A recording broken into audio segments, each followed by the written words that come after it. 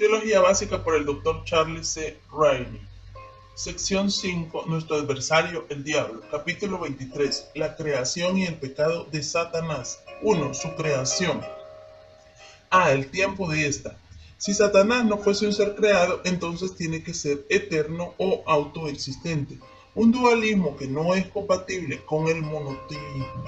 Las escrituras declaran que todas las cosas fueron creadas por Dios por medio de Cristo y no hay nada que no fuese creado por él. Juan 1.3, Colosenses 1.16 y 17. El tiempo de su creación no se especifica. Si Ezequiel 28.13 se refiere a Satanás y al huerto terrenal del Edén, entonces por supuesto él tendría que haber sido creado antes que Dios implantara al huerto de Edén. Génesis 2.8. Ve las características de este. Muchos debaten si Ezequiel 28, 11 al 19 tiene en vista a Satanás o no, pero si lo tiene, entonces nos aporta varios detalles descriptivos en cuanto a las características de la condición original del mismo en su creación. Todos concuerdan en que el tema de los versículos 1 al 19 es juicio sobre Tiro y su líder, pero la pregunta es, ¿va este pasaje más allá del líder humano para revelar algo o alguien más? Los candidatos para ese algo o alguien más que el rey de Tiro son A. Un símbolo tomado de la mitología pagana. B. Un ser primitivo que vivió en el huerto del Edén y que fue sacado por el orgullo. C.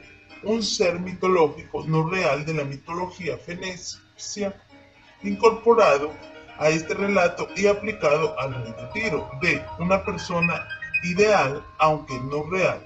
E. El hombre ideal igual que el primer hombre histórico Adán, cuya historia, privilegios iniciales y pecado subsecuente es análoga a la del rey de Tiro. F. Satanás, el ser siniestro. G. La obra maestra de Satanás, el anticristo. Los puntos de vista de la A hasta la D son incompatibles con los principios de la interpretación normal, puesto que no hay justificación para introducir tal mitología en el texto. El punto de vista E, aunque posible, parece no alcanzar a cumplir con la totalidad de la naturaleza siniestra de la figura que hay tras el rey de Tiro. Los puntos de vista F y G se pueden combinar. Satanás es el que está detrás de todo esto, inclusive el estar detrás del anticristo, quien será el clímax de todas las personas a las cuales Satanás ha poseído a través de la historia. El rey de Tiro fue uno de quien él se posesionó en el pasado, al igual que el anticristo será el último de quien él se posesionará en el futuro. El entender esta profecía como si incluyese referencias a Satanás no significa que Ezequiel no tenía también en mente al líder histórico de Tiro en sus denunciaciones. La pregunta es, ¿tenía él solamente en vista al líder humano histórico o tenía también en mente a un ser mayor, Satanás? El lenguaje floreado y sumamente figurativo puede argumentar a favor de cualquiera de las dos conclusiones. Los que piensan que solamente está en vista el líder humano entienden el lenguaje como una forma típica y exagerada con la cual se pudiera aludir a un líder oriental. Aquellos que ven a Satanás en este pasaje alegan que tal lenguaje incluye una cantidad muy alta de superlativos y figuras para que se apliquen solamente a un rey terrenal, no importa de qué envergadura. Sería difícil, por ejemplo, aplicar los versículos 14 y 15 a cualquier rey terrenal. Ver una discusión completa en Charles L. Faber y Prophecy of Ezekiel, Chicago Modi, 1969, páginas 158 a la 63. No estaría, por supuesto, fuera de lo común que un pasaje profético se refiriera a un personaje local como a alguien adicional que también cumple completamente. Esto es cierto de muchos pasajes que se refieren tanto al rey David como a Jesucristo. También es cierto de la referencia al príncipe del reino de Persia en Daniel 10:13, que tiene que incluir a un ser sobrehumano relacionado con el reino de Persia. Así que el que Ezequiel 28 se refiera tanto al rey reinante de Tiro como a Satanás no sería una conclusión interpretativa insólita. Por cierto, parece ser la conclusión correcta. El rey histórico de Tiro fue simplemente una herramienta de Satanás, posiblemente poseído por él, y al describir a este rey, Ezequiel también nos da un vistazo de la criatura sobrehumana, Satanás, quien no solo estaba usándolo, sino también habitándolo. Si damos pues por sentado que se contemple a Satanás en estos versículos, ¿qué aprendemos de las características originales que tuvo en su creación?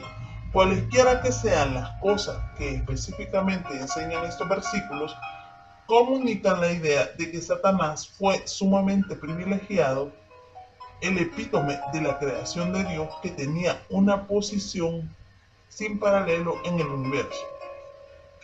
1. Satanás tenía una perfección sin paralelo. Versículo 12. Satanás estaba en el cenit de las criaturas de Dios, lleno de sabiduría y perfecto en hermosura. 2. Satanás tenía una habitación sin paralelo. Versículo 13. Esto puede que se refiera a un Edén celestial o al Edén terrenal. En cualquiera de los dos casos era antes que entrara el pecado, un sitio único. 3. Satanás tenía una vestimenta sin paralelo. Versículo 13.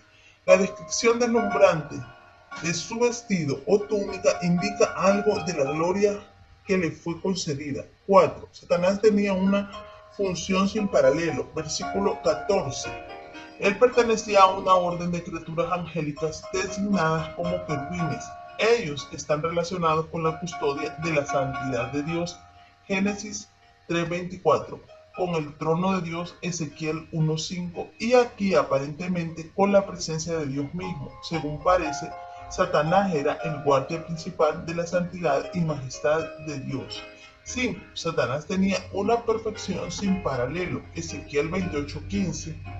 Él era perfecto en el sentido de ser completamente sano y poseedor de una integridad moral total. Aquí, como también en el versículo 13, se nos recuerda que Satanás fue creado y que como criatura algún día tendrá que rendir cuentas a su creador. En todos los sentidos, Satanás era el epítome de la creación de Dios. Él despertó en el primer momento de su existencia en la plenitud de la hermosura y poder de su posición exaltada, rodeado de toda la magnificencia que Dios le dio. Se vio a sí mismo como el que estaba sobre todas las huestes en poder, sabiduría y hermosura. Solamente en el mismo trono de Dios vio más que lo que fuera completamente visible al ojo de la criatura. Se pudiera decir que antes de su caída, él ejercía la función de primer ministro para Dios, reinado posiblemente sobre el universo, pero ciertamente sobre este mundo. Donald Gray. La visible guerra. Grand Rapids, Southerland, 1965, página 26 al 7. 2. Su pecado. A. El origen del pecado de Satanás. Se halló en él, Ezequiel 28:15. Este es en realidad el único versículo en la Biblia que declara exactamente el origen del pecado. Los detalles del pecado de Satanás se especifican en otro lugar, pero el origen solamente se expresa aquí. Barry House lo llama generación espontánea en el corazón de este ser, en el cual se había combinado tanta magnificencia de poder y belleza, y a quien tanta autoridad y tanto privilegio se le había dado. Página 30. Este pecado tenía que haber sido incluido en el plan eterno de Dios. Aún así, Dios nunca asume la responsabilidad por la comisión de ningún pecado, incluso el de Satanás. J.O. Boswell toma un curso cuidadoso en este asunto. Según la Biblia, entonces, el pecado se originó en un acto de libre albedrío en el cual la criatura, a propósito, responsablemente y con entendimiento adecuado de lo que había en el asunto, escogió corromper el santo carácter de piedad con el cual Dios había dotado a su creación. Satanás pecó por necesidad. Dios está justificadamente airado contra todo pecado. La negación del libre albedrío parece ser dogmatismo filosófico puramente arbitrario, contrario al punto de vista bíblico. Si Dios está justificadamente airado contra el pecado, entonces es lógico que el pecador es culpable. Cósmica, definitiva y absolutamente. El pecado tiene que estar dentro de los eternos decretos de Dios en un sentido en el cual Dios no es el autor del mismo. Dentro de los decretos de Dios los hay de permisión. Estos tienen que ver con aquellas cosas de las cuales Dios mismo no es el autor. Esto no significa el mero consentimiento de lo inevitable. El origen y naturaleza del pecado. Basic Christian Doctrines. Carl Henry. New York. Winston, 1962, páginas 107 al 9. El pecado fue hallado en Satanás, pero él fue creado perfecto. Dios no es la causa culpable del pecado de Satanás, pero él mismo fue incluido en su plan. B. La naturaleza del pecado de Satanás. El Nuevo Testamento destaca el pecado específico de Satanás como arrogancia, engreimiento, el estar hinchado, 1 de Timoteo 3:6. Se le compara al engreimiento que un nuevo converso puede tener cuando se le confieren cargos de dirección espiritual o se le ensalza demasiado pronto y comienza a tomar para sí mismo la gloria que le pertenece a Dios. Ezequiel 28:16. Le atribuye la causa de la caída de Satanás a la abundancia de su contratación. En otras palabras, Satanás usó su posición para ganancia personal, para traficar en la exaltación de sí mismo. Isaías da más detalles del pecado de Satanás, 14:12 al 17, como con el pasaje de Ezequiel 28:11 al 19. Algunos cuestionan si este se refiere a Satanás o no. 1. Algunos consideran que el pasaje de Isaías se refiere solamente a la caída del rey de Babilonia mencionado en el versículo 4. 2. Otros entienden que el pasaje se relaciona solamente con la caída de Satanás. 3. Aquellos que sostienen estos puntos de vista, 1 o 2, puede que también vean al rey de Babilonia o a Satanás como prefigurando la caída del futuro anticristo. 4. Probablemente la verdad abarque todas estas referencias. La caída del rey de Babilonia es un antitipo de la caída previa de Satanás y un tipo de la caída futura del anticristo. Delitzsch lo dice concisamente. Ahora se le echa una mirada retrospectiva a la autoedificación del rey de Babilonia, en lo cual él fue el antitipo del diablo y el tipo del anticristo. Franz Delitzsch, Biblical Commentary on the Prophecies of Isaiah, 1875, 1:312.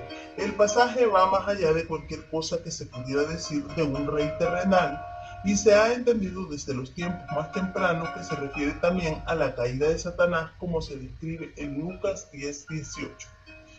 Satanás, llamado el lucero de la mañana en Isaías 14:12, el equivalente en latín es Lucifer, lo cual basado en este pasaje llegó a ser uno de los nombres de Satanás.